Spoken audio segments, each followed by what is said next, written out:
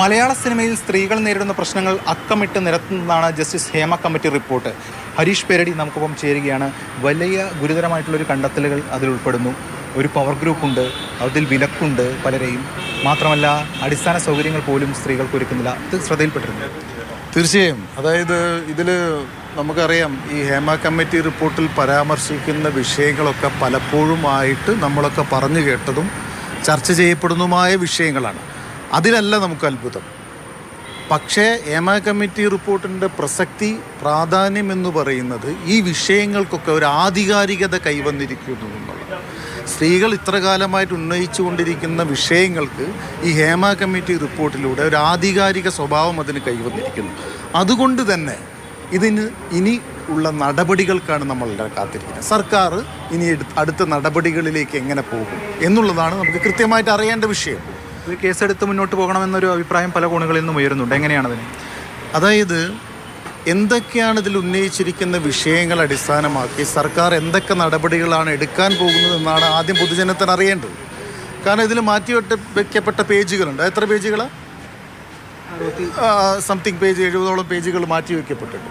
ഈ പേജുകളിൽ ഇരകളുടെ സ്വകാര്യതയെ മാനിക്കുന്ന എന്താണ് നമുക്ക് മനസ്സിലാക്കാൻ പറ്റും. പക്ഷേ ഈ പേജുകളിൽ കുറേ വേട്ടക്കാരുണ്ട്.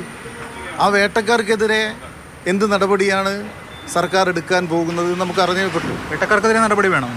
വേട്ടക്കാർക്കെതിരെ നടപടി എടുത്തേ പറ്റൂ. കാരണം അവർ എത്ര വലിയ പ്രമുഖരായാലും ഈ കുറ്റവാളിയായി കഴിഞ്ഞാൽ അവർ ആരും പ്രമുഖരൊന്നുമല്ല, ഒരു എക്സ്പ്രാകൾ മാത്രമാണ്. അതായത് സർക്കാർ ഇതിലൊരു അന്വേഷണം പ്രഖ്യാപിച്ച് കേസെടുത്ത് മുന്നോട്ട് പോകണമെന്ന് തന്നെയാണല്ലോ. തീർച്ചയായിട്ടും. പ്രത്യേകിച്ച് ഒരു ഇടതുപക്ഷ സർക്കാർ അത് എടുത്തേ പറ്റൂ എന്ന് തന്നെയാണ് എൻ്റെ നിലപാട്.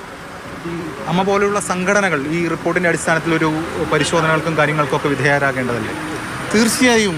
ഞാൻ താരസംഘടനയിൽ നിന്ന് രാജിവെച്ച, അമ്മ എന്ന സംഘടനയിൽ നിന്ന് രാജിവെച്ചാണ്. അത് ഇത്തരം വിഷയങ്ങളുമായി ബന്ധപ്പെട്ടതിൻ്റെ തുടർച്ചയായിട്ടാണ് ഈ രാജിവെപ്പ് ഉണ്ടായത് എൻ്റെതൊക്കെ.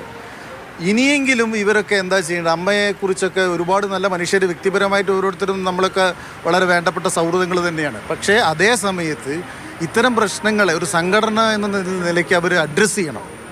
അല്ലാതെ ഇതൊക്കെ ഞങ്ങൾ പഠിക്കട്ടെ, പറയട്ടെ, അതൊക്കെ ഇനി ഹേമ കമ്മിറ്റി റിപ്പോർട്ട് പോലത്തെ ഒരു റിപ്പോർട്ട് പുറത്തു വന്നിട്ട് ഇവർ എന്ത് പഠിക്കാനാണ് നിൽക്കുന്നതെന്ന് എനിക്ക് മനസ്സിലാവുന്നില്ല.